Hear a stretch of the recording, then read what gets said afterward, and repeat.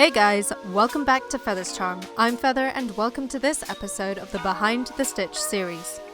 Today I'll teach you how to create a double crochet, but before we get into it, please don't forget to like, subscribe, comment, share and follow me here on YouTube, on my social media channels, on my website and on Patreon. Your support really helps me make more content like this for you guys. Now back to the episode. What will we be learning today? We'll be looking at the abbreviation for the double crochet, how to make a double crochet both at the beginning of a pattern and in the middle of one, and what an increase is. Now before we dive into the meat of this episode, don't forget to watch my previous videos in this series. That way you can understand some of the technical terms I'll be using here. Plus, it's been a while since I last created one of these videos, so it's always a good idea to go back and remember what I've already taught you. Think of it as homework. Now we can get back to the video.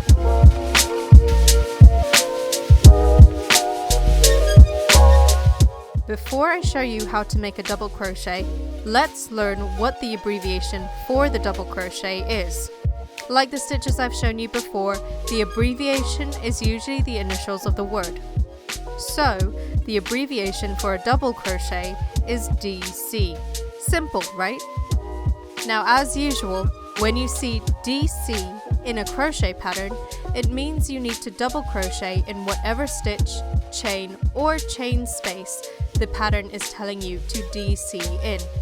So, if I tell you to 2DC in the next ST and CH1, that means make 2 double crochets in the next stitch and then make 1 chain. Does that make sense?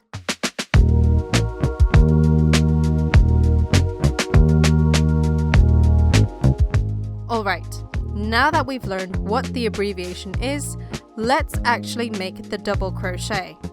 As usual, we'll start at the very beginning and work our way on from there. I'll be starting off with a 10 chain foundation chain. Remember, if you want to know how to start a crochet project off, check out the first video of this series. So we have our chain here. Now in order to make the double crochet, we need to add on a couple of extra chains to begin.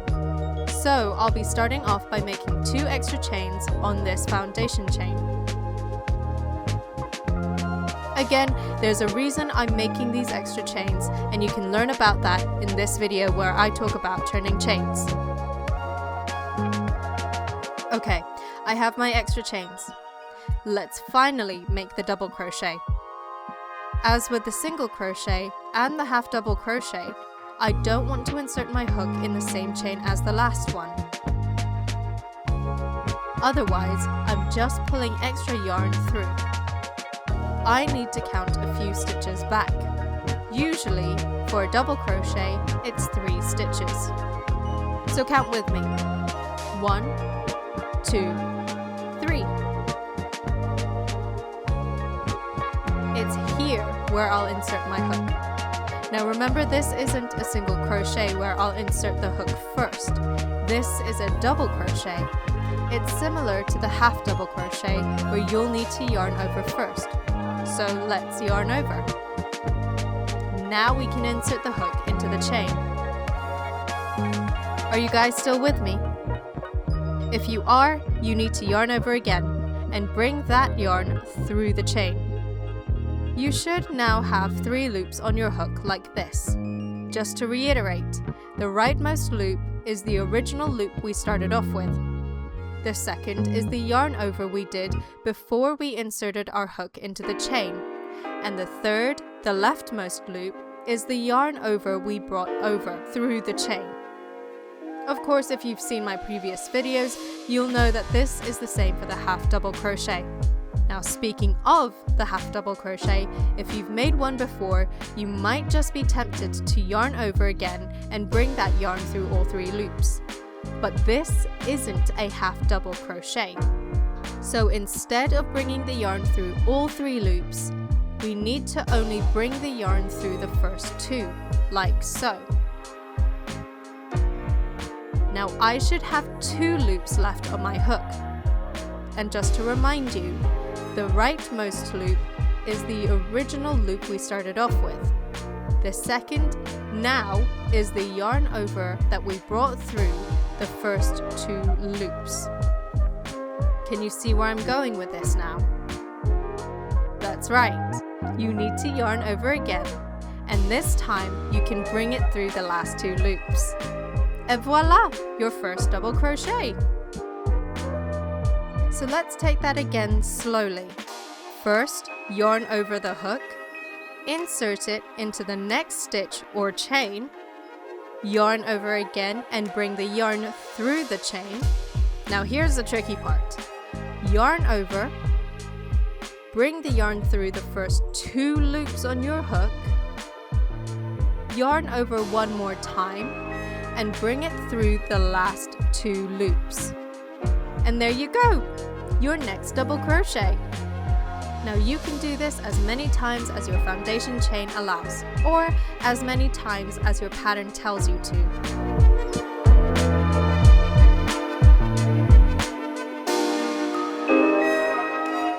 Next, we'll look at making a double crochet in the middle of a pattern. It's very easy to pick up once you know how to make the double crochet at the beginning of a pattern, because it's the same concept, except instead of crocheting in the foundation chain, you'll be crocheting in the stitches of the previous row. That sounds very confusing, but let me show you. So like we did at the beginning of the pattern, we need to make 2 extra chains. Otherwise, your first double crochet won't look like a double crochet. Again, refer to my previous video where I talk about turning chains. Next, we need to create a double crochet in the next stitch. Not the same stitch as your turning chain, but the next one. Again, remember, the extra chain acts like a pseudo double crochet. So now we need to do like we did before. Yarn over, insert the hook into the stitch, yarn over again, and bring it through the stitch. You should now have 3 loops on your hook. Now this is what makes a double crochet. You need to yarn over and only bring the yarn through the first 2 loops on your hook. Yarn over one more time and bring that through the last 2 loops.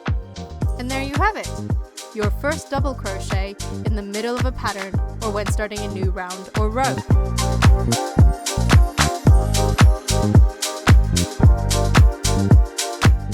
Okay, let's take a look at what an increase is. I've mentioned this before in previous episodes and in previous blog posts, where if you crochet into the same stitch as your turning chain, you may create an increase. For most crochet stitches, this is true. The only exception to the rule is the single crochet, and for the most part, the half double crochet. Why both stitches are exempt is because a single chain is too small to count as a pseudo stitch. That's why you create a single crochet or a half double crochet in the same stitch as your turning chain. For the rest, however, you'll need to crochet in the next stitch. Otherwise, it creates an increase. Now, what is an increase, I hear you ask? Well, it's exactly what it says it is. It's an increase of stitches in a round or row. So when you create a double crochet or a larger stitch in the same stitch as your turning chain, you're essentially increasing the amount of stitches in that row, since the turning chain counts as a stitch. With me so far? Let me demonstrate this. Say for example, I have 10 stitches in my previous row. If I create a double crochet and I create the first one in the same stitch as my turning chain, I'll no longer have 10 stitches in this new row. I'll have 11 because I'm counting the turning chain as a stitch, like this.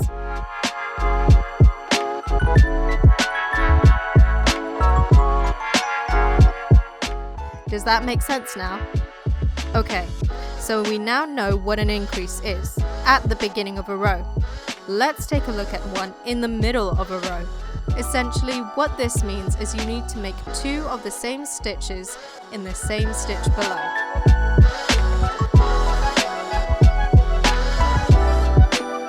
Let me show you. As an example, I've made a row of 10 double crochets again. I'm now in the middle of a new double crochet row where I created an increase at the beginning, but now I need to make another increase here in the middle. What I need to do here is make 2 double crochets in the same stitch. This will further increase the amount of chains in my row.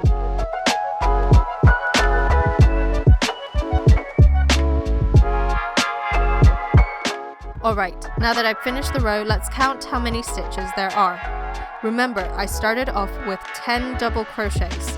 If I count the increase at the beginning of the row and in the middle, I should now have 12 double crochets instead. And that's exactly what an increase does.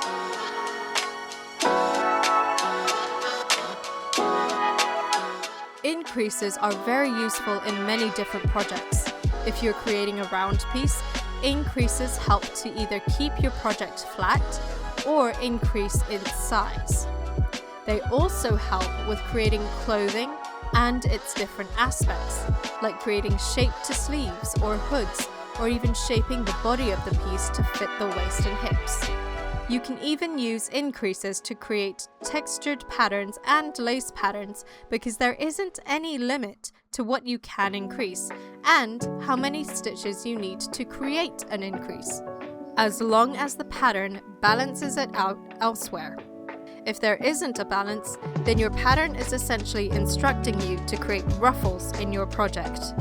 So when a crochet pattern tells you to increase, read the guidelines that the designers lay out. Oftentimes they'll explain to you what they want, because they can be complicated, especially when they are using other crochet stitches to make very interesting looking increases. But that's a story for another time. For now, you just need to understand what a basic increase is, and that is essentially the technique of adding more stitches to your round or row. Well, that's it for today's lesson. Let's look back at what we've learned. We've learned what the abbreviation for a double crochet is, how to create a double crochet both at the beginning of a row and in the middle of one, what an increase is, and what it's used for. I hope you guys learned something useful. Please let me know in the comments if you did, or if I could make it better, and what else you'd like to learn about in the world of crochet. In the meantime, please don't forget to like, subscribe, comment, share, and follow me here on YouTube, on my social media channels, on my website, and on Patreon. Your support really does help me make more content like this for you guys. And as always, be kind, be creative, and be unique. I'll see you later. Feather out.